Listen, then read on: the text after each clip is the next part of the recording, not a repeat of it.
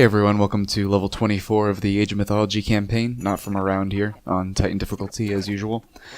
And this level's a little bit challenging, a little bit annoying. Not one of my favorite levels, but so for starters here, you have to fight your way sort of towards the center of the map, and I'm trying to keep my throwing axemen and hoplites safe, and just let my heroes do the work here. And I'm using the full stag flag bearer and Skalt as bait for the not for the Titans, for the Giants, so I can go around and kill them.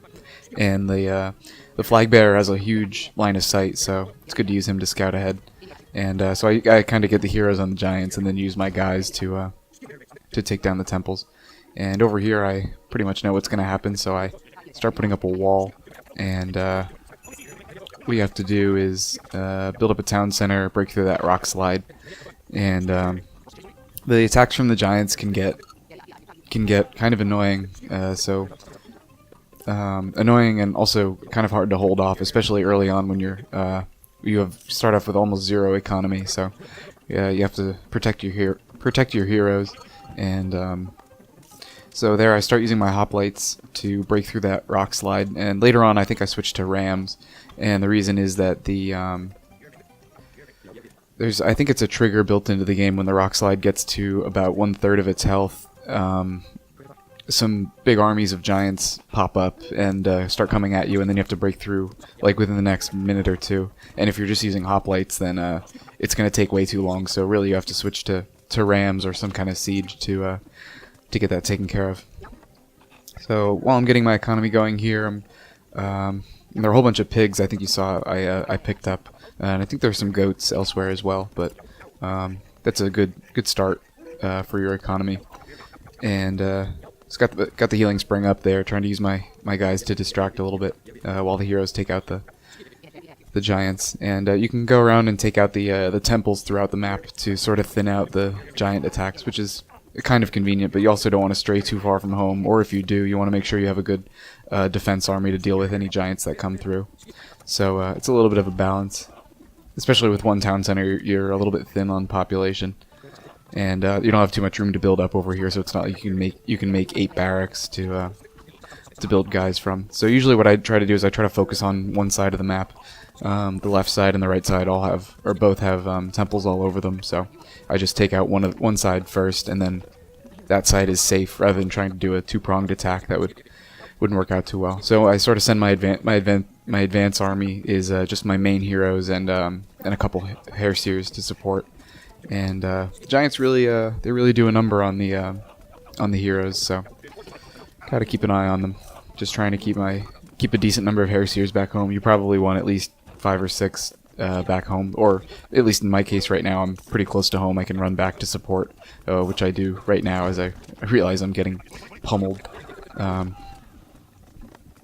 Taking advantage of Arcantos' special attack as usual, and just getting my economy going, using the pigs as a springboard.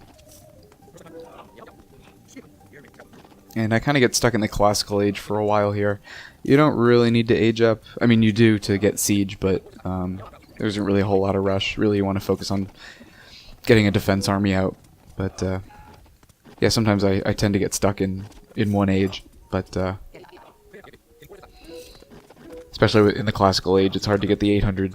800 food would be 8 Hairseers, or rather 10 Hairseers. So that's yeah, it's a big investment. So I'd rather just get keep my army strong. So I'm sort of trolling around over there, looking for those enemy temples, holding off the giants. And usually when I get enough guys back home, I'll send a detachment up to the front lines to help with the taking out the temples. And yeah, so I left Chiron back home there because he's the hill giants have pretty low pierce armor, so Chiron's special attack is good to use against those hill giants. And so now I have the left side pretty much cleared out. I think there was one temple I forgot about over there, and so that's why I'm moving over to the right side. But I think I get another attack coming back home, and it was really confusing to me because I thought I'd taken out all the temples on the left, but I think I forgot one. But we'll see once the game progresses, I guess. And if I was smart, I would have built like a barracks or something over where my forward attack is, but to reinforce my numbers. But I tried to just keep the production back home because that's ultimately where I need to defend. You know, if my attack up front fizzles out, it's not really a big deal. But as you can see, just huge numbers of giants here that you have to contend with. So, okay, yeah, it looks like I ran out of wood back there. But like I said, I think I figured that my I had taken out all the temples on the left side, so I'm able to come out here and start mining that gold with my dwarves. What I probably could have done, actually I'm not sure if I can make a market, but down sort of on the south end of the map where you start, there aren't any temples down there, so you could probably toss up a market and trade with your own town center. But so I'm sort of trolling, scanning around on the left side there, looking for that last temple that I guess I missed, and we'll see.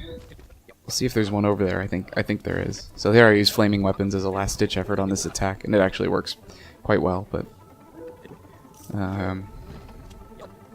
yep, there's that last temple. Okay, so I'm not crazy. I did forget one.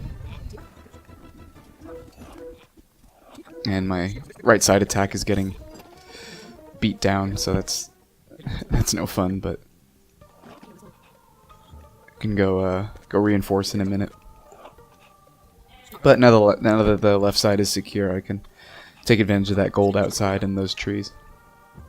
And now I'm getting up some rams going to start taking out the rock piles. And I'm putting up that wall there, I think, for that final giant attack that comes in as soon as you break through the rock slide, just to hold them off a little bit. And I think I try to take out all those giants, and I do that just for fun. It's not necessary. You could just break through the walls and run away, and the level would be over. But yeah, I just wanted to, as I do in the I've said in other videos, I like to sort of show the entire level and what's possible. So here I'm prepared for this attack.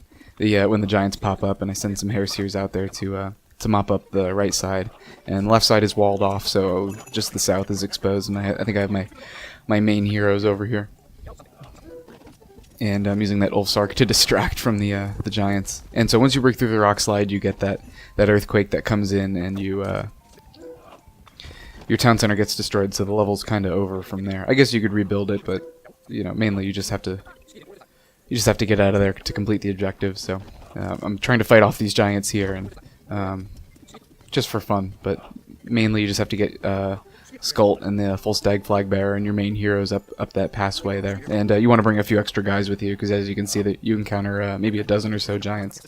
So a few extra Hairseers will help. And then Odin forest fires these trees, and you can get across the river to the flagged area to complete the objective. So anyway, that's all for this level. Thank you for watching. I hope you gave you some strategy ideas, and we'll see you in the next video.